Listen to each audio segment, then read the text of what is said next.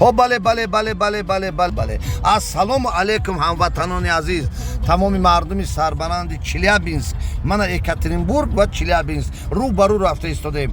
خداخواه روزهای نزدیک ما مهمان شما میشویم. لفظی خوش گفتن خوش است.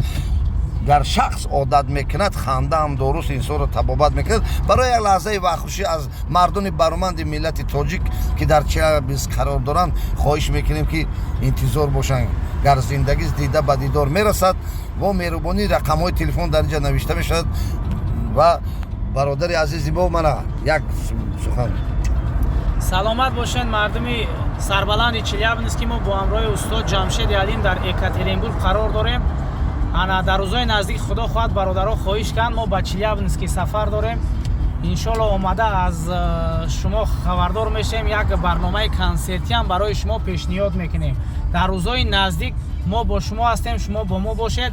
در تگ همین نوار نمره تلفن میشود، میتونید که با طریق تلفن زنگ زنید. روز همش ما به شما پیشکش میکنیم. بله و از مردم برومند خواهش میکنیم خیرخواه که با این رقم‌های تلفن یک زنگ زنید، دعوت کنید. از شما یک اشاره از ما من میگم کلام قد دویده رفت.